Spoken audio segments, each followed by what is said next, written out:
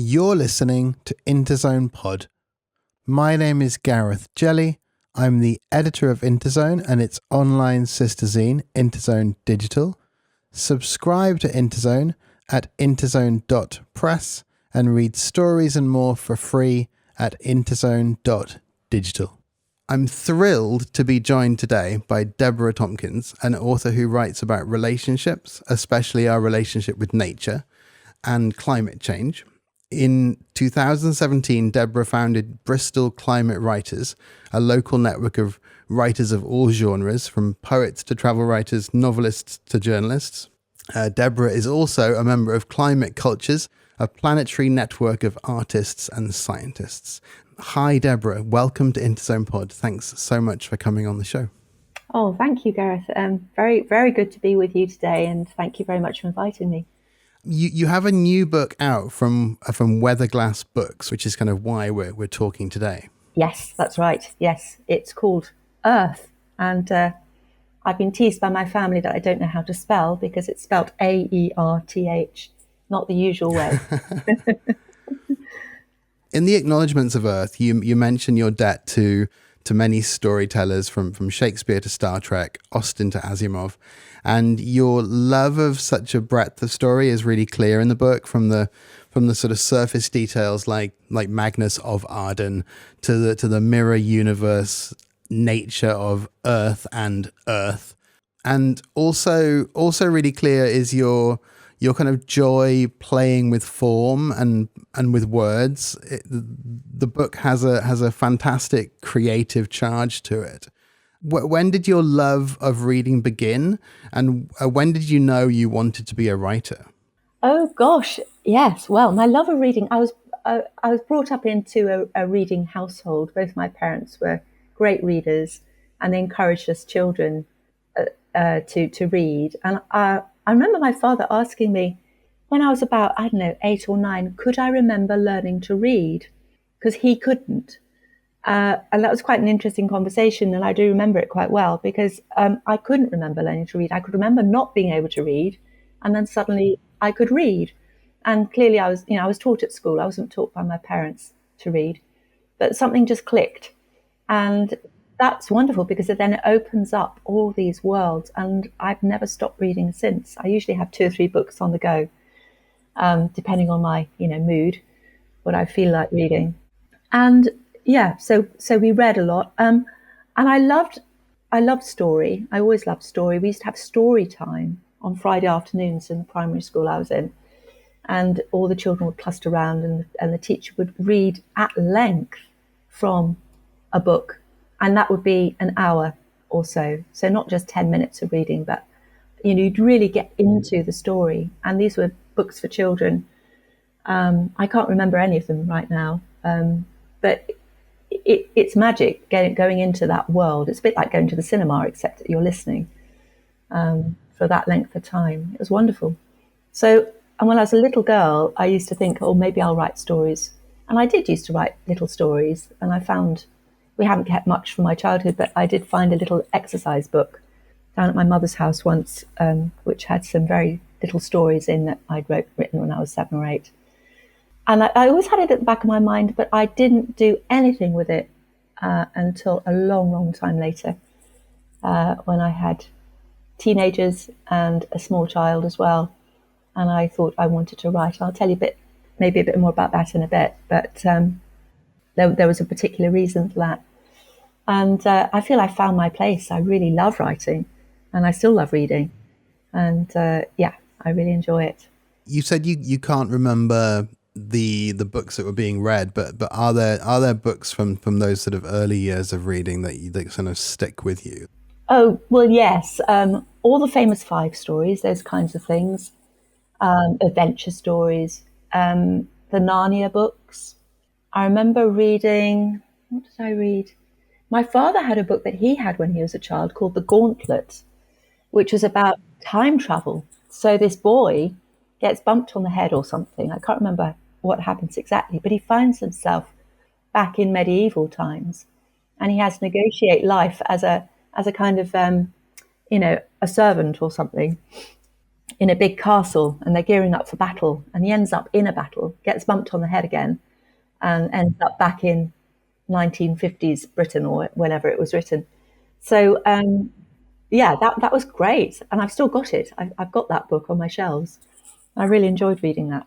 And then when I was ill once, I was ill in bed all summer. Actually, I had scarlet fever, and for some reason I was really unwell. And my father brought me books. Then he was always giving us books, and one of those was I'm just trying to remember the title now. But it was a set in the First World War. It was an adult book, and it was set in the First World War, and with Richard Hannay was the John Buchan. It was a John Buchan book, and honestly, I couldn't make head or tail of it because again, I was very young. But I kept it, and then I read it when I was a little bit older, when I was about 14, and then I understood what was going on. It's great that you were kind of sort of like finding things that outside of children's literature as well. Yes, absolutely. And we weren't discouraged from reading anything really. There was poetry in the house. There's a complete works of Shakespeare. There was all sorts of things. And if we were bored, quite often my mother would say, "Well, go and read a book or something. Go and find something to do. Go and read a book." And that was one of her things. And so we did. And all my sisters are great readers. I have 3 sisters. You said earlier there was something that happened later on, like a trigger, which made you decide to start writing. Could you talk about that? It was over a period of time, several years. In fact, I became increasingly concerned about climate and the environment from about the early 90s, and there was the Rio conference in 1992, and that was trumpeted as a great kind of success, and that there would be lots of things would change. And then over time after that, it became apparent that things weren't changing. And then this of course is before the internet really took off.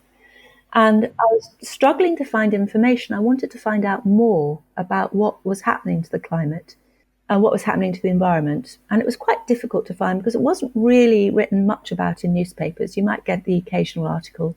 I subscribed to a magazine.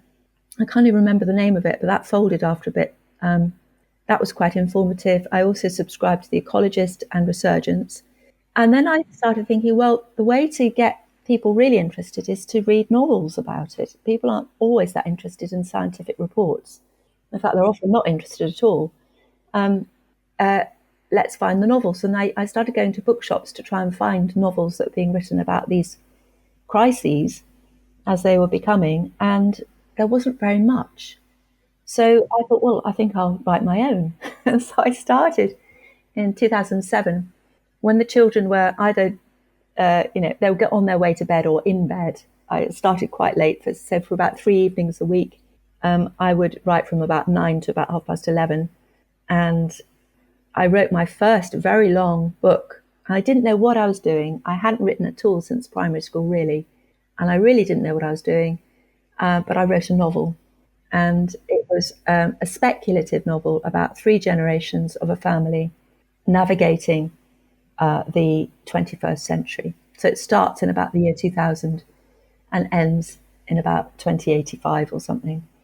I didn't really know what I was doing, but I did find my voice, and I learnt a lot about writing doing that. I also didn't know any other writers at that point. And then in 2010, we moved to Bristol. I'd just finished this book. We moved to Bristol, and then I discovered there are a whole load of writers in Bristol, and I started connecting with people, which was really, really encouraging. And I heard about things like courses, and I didn't go on many courses, actually. But I read a lot, and I found out about, and of course the internet is much more informative by 2010, than it was in the early 90s when it didn't really exist. So and I met other writers and went on 1 or 2 little courses and subscribed to writing magazines and things like that and learnt more. But it was, the impetus really was, where is the fiction about this massive crisis that's engulfing the world? And we haven't got many stories out there about it. The gap is being filled now. The gap is being filled. I'm seeing it being filled. So AERTH is actually my 3rd book. The first one which was called Archipelago. It might have changed. I mean, I may revisit it. I don't know. It was more about, I was interested in how the world really was sleepwalking into these disasters. The information has been there for a long time, and people have chosen not to look at it very closely. So I had it was divided into 3 parts because of the 3 generations, and the protagonist in the first part, who uproots his family and decides to take them to a small holding up a hill in Derbyshire to keep them safe. He's driven to distraction really, and becomes very depressed because of the level of denial around him. And it was that the relationships between people I was very interested in, and the relationship between us and information and what we do with it. So there was that. And with Earth, there are 2 planets. I don't know how many spoilers to give. I don't really want to give any spoilers, but there are 2 planets. One is called AERTH, Earth, and that is approaching an ice age, or in an ice age. And the second planet is URTH, which is entirely opposite. It's ignored all the signs of global warming, and it's a very different kind of society. And the reason I decided to start with the Ice Age planet is that for 2 reasons, really. One is that in geological time, we should now be at the end of an interglacial period and approaching an ice age, because that's how the planet works normally. But of course, as human beings, we've burnt far too much in the way of fossil fuels and heated up the atmosphere. And so that's the hockey stick graph, the famous hockey stick graph, is actually accurate.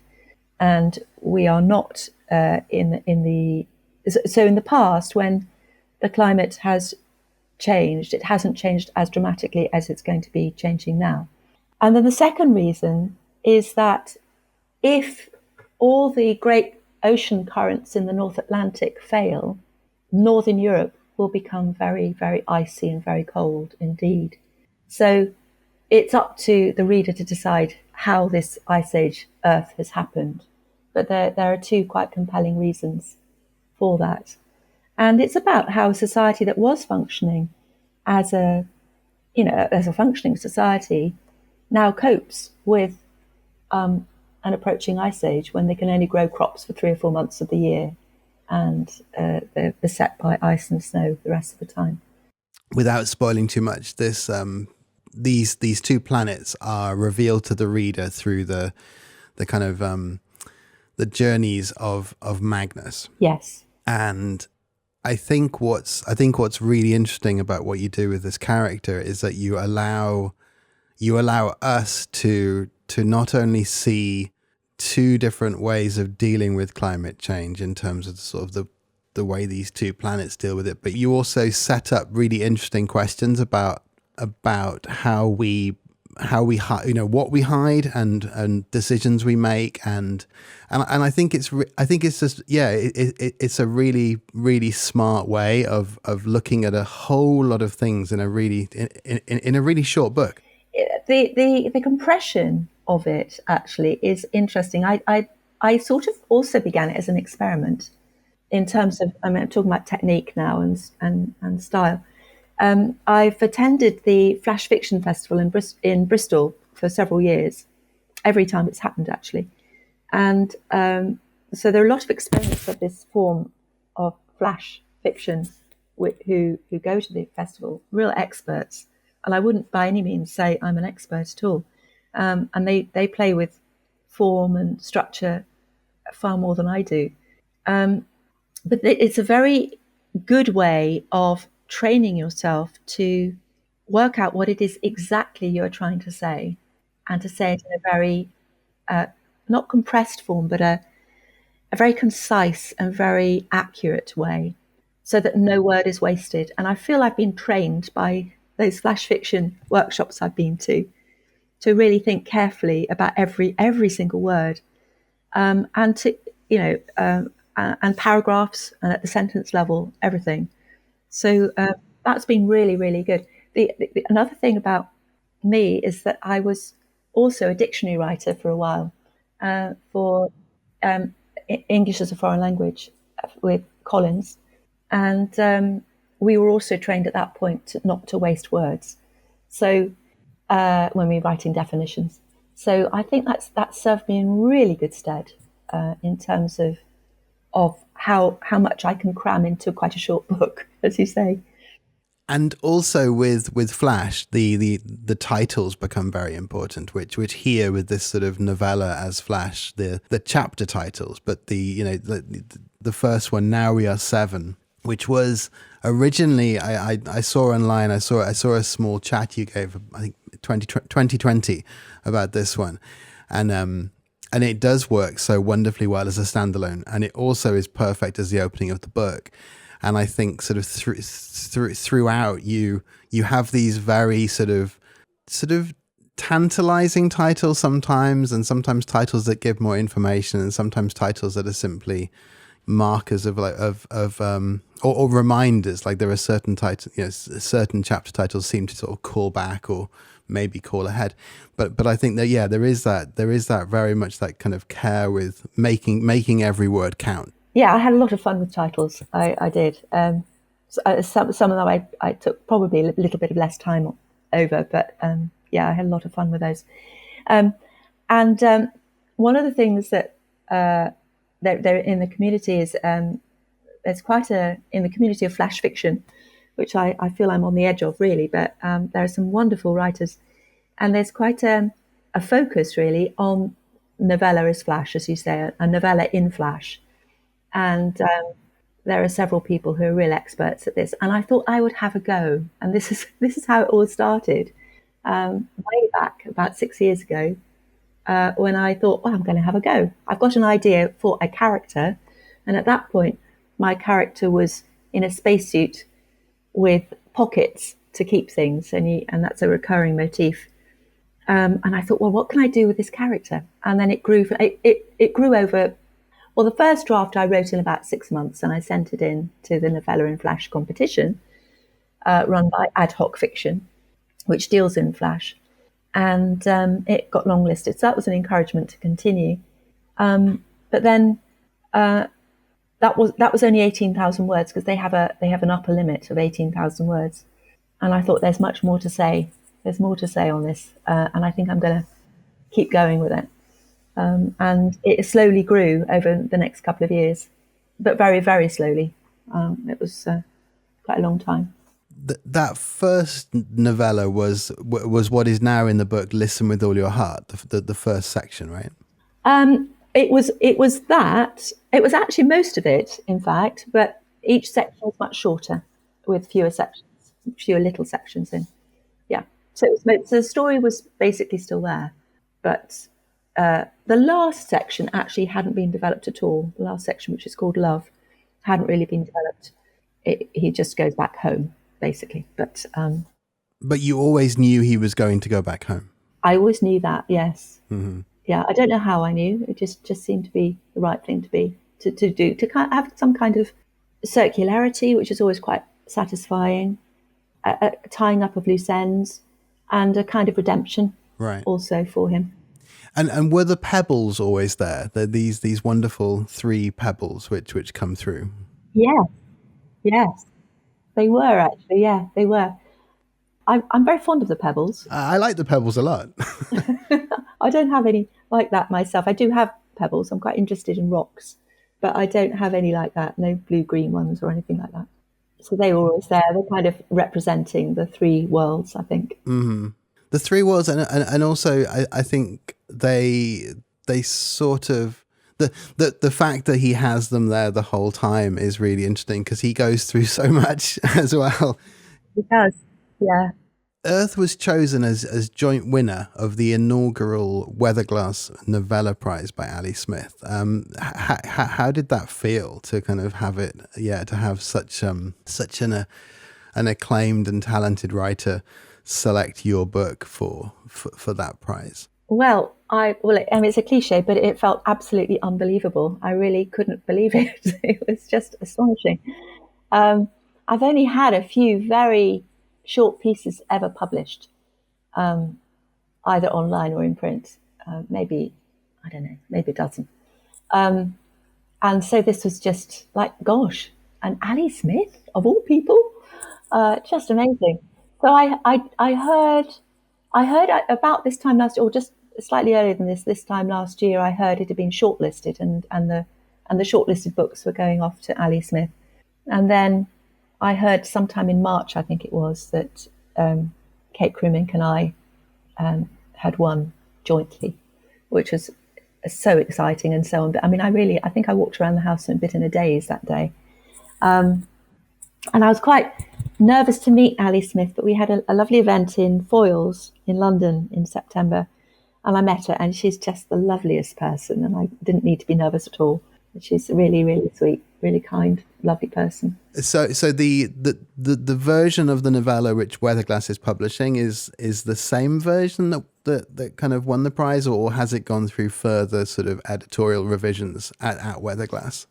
Yes, a little bit, a bit more revision, as it were. I had a chat. I sat down with my two editors, Neil and Lamorna Ash, who was working there at the time, Neil Griffiths, who is a tremendous editor to work with. I tell you, he's amazing. And we discussed the book, and they obviously really loved it. But one of the things I tend to do with my characters when I'm writing is I'm a little bit too kind to them.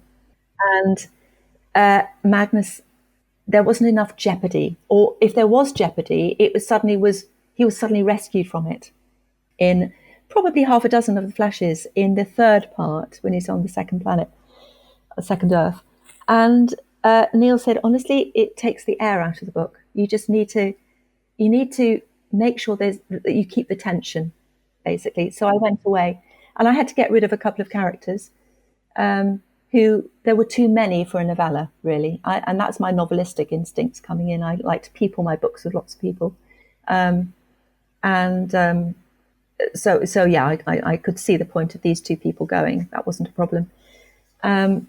And partly because they were taking the air out of it, as he said, they were just rescuing him at a moment when he was in a bit of a sticky situation. And it's much more compelling to be in the situation with the character and not have somebody just come along and rescue them every time they get into a difficult situation.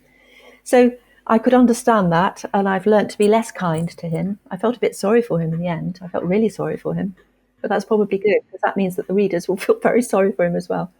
So that was it. So I wrote a few. I took a few flashes out. I mean, they left me really to look at it for quite a long time.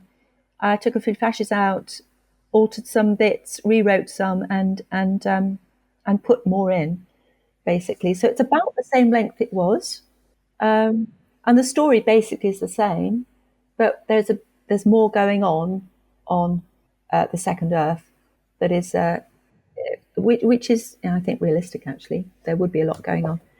So yeah, and then we discussed it again, and they said, "Carry on, you're doing great," and that was it. And then it got copy read in September and proofread after that and printed. So yeah. You've said that you are trying to make sense of how we got into this mess, which is wonderful. Mm-hmm. As you were writing the book and as you were kind of getting to know Magnus, what questions were you asking yourself? One of the questions I was asking myself was about Magnus. My goodness, how has he got himself into this mess? Because he ends up in a place he really doesn't want to be, and he makes a lot of decisions along the way, refusing lots of advice, and ends up in a very difficult situation, and thankfully is rescued. But how is it that we can be quite deaf to and blind to what's going on around us, that actually the people he started out with only have his best interests at heart? They really do, but he doesn't think their dreams are big enough. And maybe there's something about that, about human beings, that actually we have this yearning for the better, for the best, often, for something that's bigger and more wonderful than what we have now. And it's how we get there, or if we don't get there, or we decide not to pursue that, how do we live with that? There's all those big questions going on. There's also a lot about how we treat each other, how we decide as a society to live. There's a lot of questions about that. What's important? So on the first planet, they've done away with money. They don't bother with money. And that's baffling to other people when they find out about it. I'm not saying that's what we have to do, but, let's ask these big questions, I think. That's what I'm saying. And so, the big questions, I've always got big questions in my mind, and it's quite helpful to be able to write them down, even if it is only fiction, to explore them, to explore how things could be different. I think in that same interview you talked about almost that, as you say there, that the art can be a way of coping with some of the sort of the depression and some of the sort of anxiety that comes with thinking about climate change. And has that always been true for you? Or has that been true for you as well? That sort of the writing is a way of giving yourself hope. Yes, I think so. I don't know that hope's the right word. Maybe strategies to cope with it, because it is pretty bad. It's pretty dire. We're seeing in California at the moment terrible fires in the middle of winter. And I know their winter isn't quite as harsh as ours, but it depends where you are in California, of course. But wildfires have been burning in Canada every winter for the last few years, and Canada is a lot colder than here. So there's a whole load of there's stuff going on that we often cope with by not thinking about, because it is just too much, and I completely understand that and get it. But the way my mind works is I have to think about it, and sometimes writing about things really helps with that. But also if other people read what you write, and I can't say too many people read what I write at the moment, but that might change. You can have conversations, and you can find that there are people on the same wavelength as you. And art, there's a lot of climate art now out there, and when people look at it, Luke Jerram is obviously one of the names that people think of, because he's done the big Gaia installations. He also did one about oil that I saw, and it was a perspex fountain, really beautiful fountain with several layers, and instead of water flowing out of it, it was what looked like oil. It was actually some viscous liquid that had been coloured black to look like oil, but it was just a statement of how dependent we are on the fossil fuel industry. Very, very powerful. And if getting it out there it's good for us, because rather than internalizing things and having them eat away at us, we're getting it out, which is really good. And we can something I find really helpful in writing is that you organize what you actually think and believe and feel about things comes out in your poem or in your piece of fiction or in your article. And then if it's offered to the public or to people then you often do find kindred spirits who you don't even know are there, because it's one of those things that people haven't talked about very much until quite recently. You have another novel coming out this year, which I think is, I think kind of reading on your website, I think has been, maybe you were writing much earlier than Earth, which is a novel of climate grief, it says, and personal grief. And you have another work in progress, which you mentioned, about a teenage boy drawn into an eco-fascist movement. What can you tell listeners about those books? And what can you say about those that are coming? Oh, thank you, Gareth. Well, The Wilder Path is the novel. It's my second book, actually, so that's coming out just after my third book. That's being published by Aurora Metro, and that won the Virginia Prize for Fiction last year as well. And I have joked that I've never had long publications before, big publications before, so they both come together, which is rather exciting, a bit like buses. And my publisher there, Cheryl Robson, said she felt the topic was timely. So that's one of the reasons it won. It's about, again, like, I seem to like writing about long stretches of time. So Earth takes place over about 40 or so years, and The Wilder Path takes place over about 25 years. And in it, in the late 90s, there's a young activist, Greenpeace activist, who very sadly dies on a ship in the South Atlantic. And his parents really didn't want him to go on this trip. They thought he was wasting his time. He should get his degree, get a proper job, and not do any of that. And they have a row, and he goes off and goes onto this ship. And then he dies. And so his mother is absolutely devastated, obviously, because they parted on bad terms, and she never had a chance to make up with him. And so that's the personal grief. But then she decides that she wants to look at what he believed and why he believed it. And again, back in the 90s, there wasn't much on the shelves accessible for people. I wanted to show the progression of time, that back then it really wasn't that easy to find out about things. But she does find out. She finds out more. He has a really good friend that she talks to, who surprises her because he's living a kind of self-sufficient life on a small holding, and she had no idea that this was happening and that her son might have joined him. And but she gradually over time becomes aware that these problems of nature and biodiversity and climate are very real and very important. And it's about that kind of going through climate grief, which I feel I have done. I have grieved personally for the planet because of what's happening to it and what is going to happen to it. Because we can't reverse climate change. This is a thing that a lot of people don't quite yet understand. It cannot be reversed. We can slow it down, perhaps, and we can mitigate, we can adapt, we can try and put in measures so that people and animals also can live better lives, or can actually live, but we can't stop it. We can't stop it.